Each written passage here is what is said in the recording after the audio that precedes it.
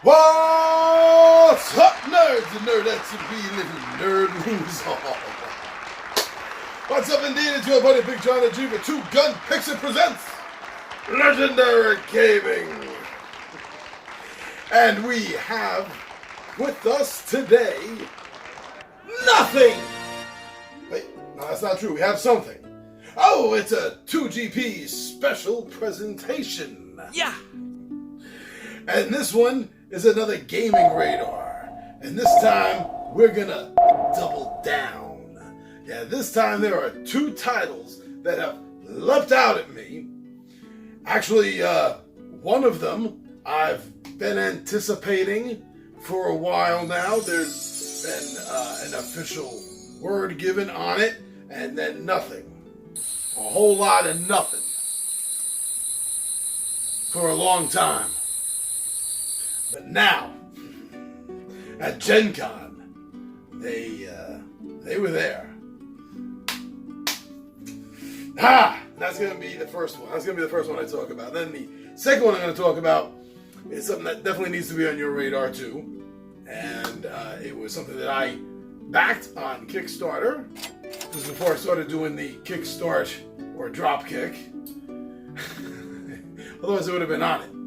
Now this is a game that I think you're definitely going to want to see, you're going to want to know about, and when I get it, you're going to want to see a showcase on it, that's for sure. I say that a lot. You turn that into a drinking game yet? That's for sure, you will sooner or later. Now, so that'll be the second game I talk about. So we're going to double down, my friends. I'll see you at the table.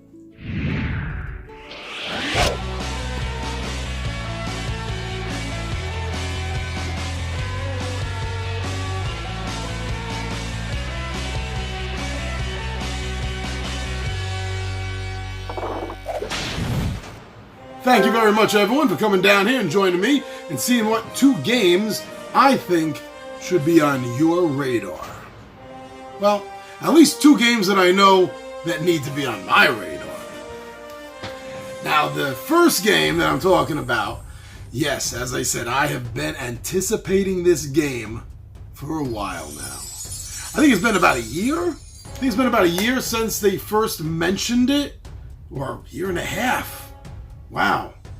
Since Fireball Island dropped, right? That's when they first gave us the hint of return to Dark Tower by Restoration Games. They nailed it. They knocked that ball right out of the park with Fireball Island. And like so many gamers in my age category, I grew up playing and loving Dark Tower. Me and my buddies, we stopped playing D&D for a while because we were just playing that game exclusively. Couldn't get enough of it. It was the first game I ever realized that you could solo and it would be fun. So ever since that they announced that, I have been waiting. Time cannot move fast enough for this game to get here for me. Now, as of the release date, as of the scheduled date for this video to drop, since I'm a little ahead, this would be August 5th if everything goes according to plan. Future Big Johnny G, make sure it happens. So that means that Gen Con is just over. Now, Restoration Games was supposed to have had a showing of this. I wish I had been there. So as of right now, whatever I tell you about it, and if it interests you, go out there onto the internet, go search it, Google it, and you'll find a lot of people that were lucky enough, smart enough, and, well, they just made it happen that they were at Gen Con, so they're going to have some information about this. So go look it up after you finish watching this, and if it catches your attention what I say, there's more stuff out there. Or if it's not, it will be very soon as these guys finish editing. Might be some live feeds about it. I can't believe there wouldn't be any live feeds about it. So now, Return to Dark Tower. If you remember the original game, if you've heard it, if you've looked it up out of interest, hearing so many people talk about it. Then this game was about going around to the other 3 countries, not your own that you started in, but working your way around the other 3 countries and searching out, finding these keys. Was it brass and silver and gold, right? Was it copper? At this point, does that really matter, copper or brass versus silver and gold? You get, you know what I'm talking about. You get it, you follow it. And after you got all 3 of them, boom, then you can go to the tower and you can take down the brigands, which aren't like brigands like the dictionary term of brigands, you know, some like highwaymen, the guy with a sword. I mean, these guys, they had horns and big white glowing eyes, and they were monstrous. Abominations of humanity, if anything else. And you had to fight them, and there was a ton of them. And the harder difficulty setting you put it on, the more that were in there. And the game balanced it out for what you had, more or less. I mean, if you went in there with tons and tons of soldiers as a resource, then that would take into consideration, and there would be more than if you just went in like with like maybe 10 mercenary soldiers. That's another thing I loved about this game. It was the first game I ever played that was a resource management game. And that board with the pegged holes, and you used it with the exact same things that you use in Battleship, and you keep track on your board. It was great having to keep track of the food, because you got to feed these soldiers that are doing all the fighting for you. And you can only carry so much stuff, so maybe you want to go into town and buy a beast to carry even more stuff. You're going to need it. Maybe you want to buy a scout because you don't want to get lost and lose a turn. You're going to want to buy a healer at some point, because if the plague hits, yes, the plague could hit you. Then instead of losing a number of soldiers, the cleric raises apparently the dead soldiers that had already been there for some reason. I guess it's just like dead soldiers lining the highways and byways of this world. Because he would just give you more soldiers as the plague hit. You didn't take any damage from it. The dragon might attack, so hopefully you were lucky enough to get the sword. Well, the dragon's going to kill your men, take your food. I think he took your beasts too. Oh, and this game promises to bring all of that back. All of that back. Solo play, as well as a competitive mode. And they're also talking about something that sounds like it's going to be a cooperative campaign mode for Dark Tower. Ah! Yeah, so keep your eyes on that. That definitely should be on your game radar. Anything else I need to say about that? No. Well, I heard the game is supposed to be broken into 2 different acts. The first act, where you're going around building up your resources and I guess finding the keys or whatever the update is that you need to get into the tower. And then the second act is going to the tower, and you only have one chance, one shot at taking down that bad guy. So this looks great. It looks great. So look it up and make sure you put it down on your radar list. Now the other game, as I said, is a game that I backed on Kickstarter, and I was so excited about. I've really jumped on this bandwagon for the Gamelin Games Tiny Epic series, the Scott Almes produced design games. I mean, I don't love every single one of them, to be honest, but I have enjoyed playing them all, and I love the work that goes into putting such a big game, such an epic game, literally in a tiny box.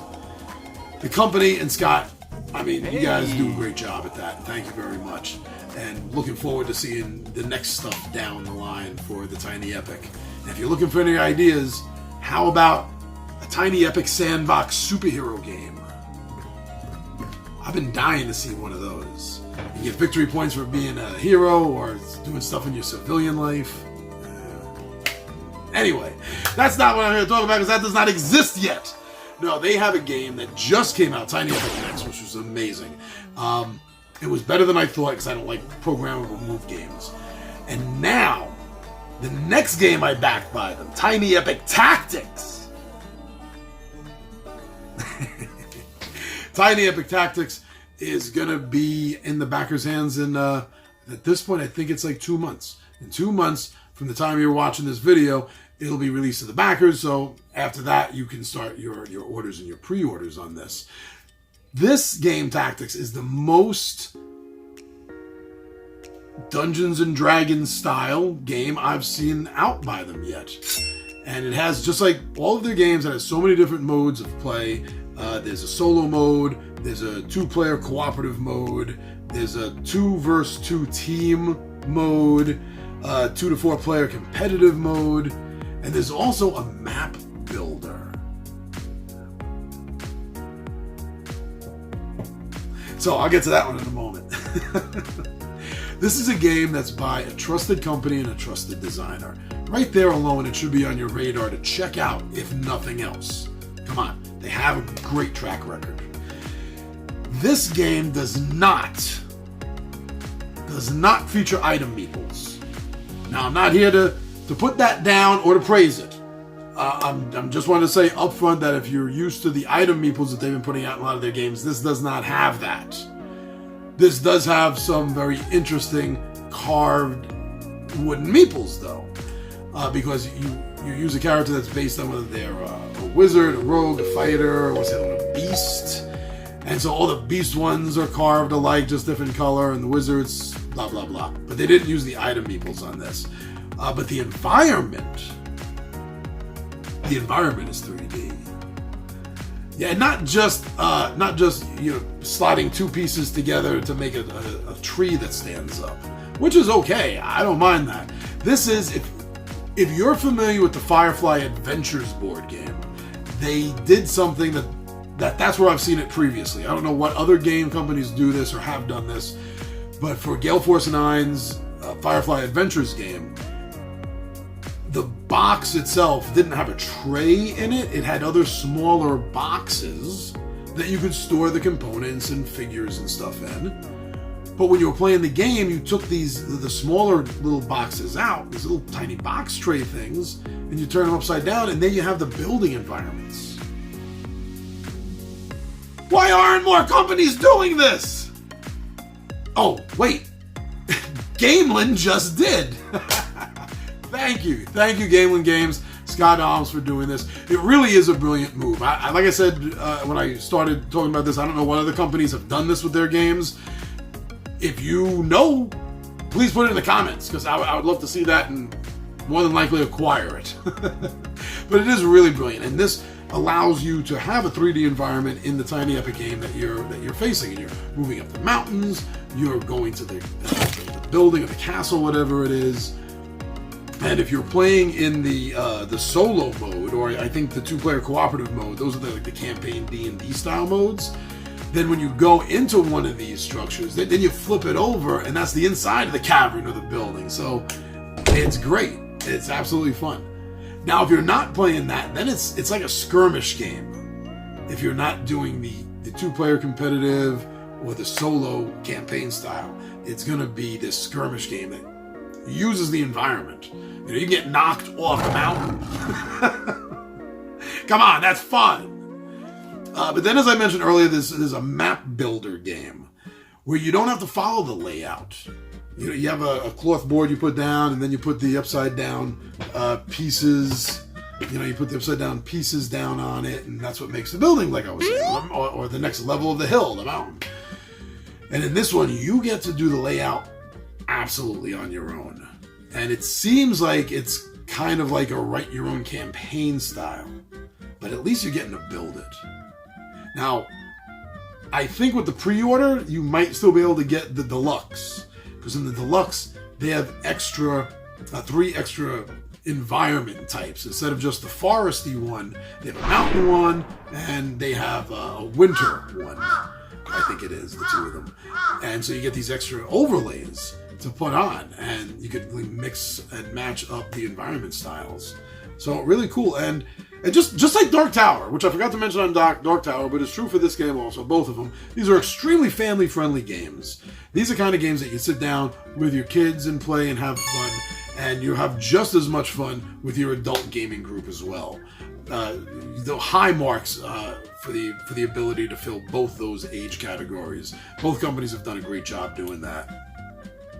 And with Tiny Epic Tactics, there really is a lot of strategy involved in this game. From everything I've seen, from what they've advertised, and what other reviewers have said, yeah, it definitely seems to be the kind of game that you have to go in and understand that you're going to be building a strategy. You're not just rolling and playing a card and seeing what happens. And that's great. And that's exactly what I would expect from Game 1 Games, is to do something like that. So that's it. That's the double down. That's the double down. 2 games that are on my gaming radar that I think are interesting enough that you need to check out. Maybe they won't end up on your radar. Maybe they'll end up on your shelf. But I just really, really think you need to know about these games. Well, thank you very much, everyone. Thank you so much for coming over and checking out and seeing what we do on Facebook, Instagram, and Twitter. Very cool when you go and check us out over there. And for everyone that's decided to go over and take a look at our official Two Gun Pixie Zazzle store, thank you. Even if you didn't buy anything, thank you for going and taking a look and seeing if any of our RPG inspired or just plain funny, nerdy phrases that are there on our t-shirts and hats and mugs and everything. Thanks for checking it out and seeing if there's anything you'd like. You know, as soon as I get some more time, I have a few more designs in my head I want to put up, but time is my enemy. Oh, so very cool. But the coolest of all is checking us out right here. Coming to our home on YouTube, you subscribe to our channel, you watch the videos, you comment, you like, and when we're lucky, you share our videos. Thank you so much whenever you share any content creators material. It really is one of the best things that you can do for any of them. Me, us, for the content creators.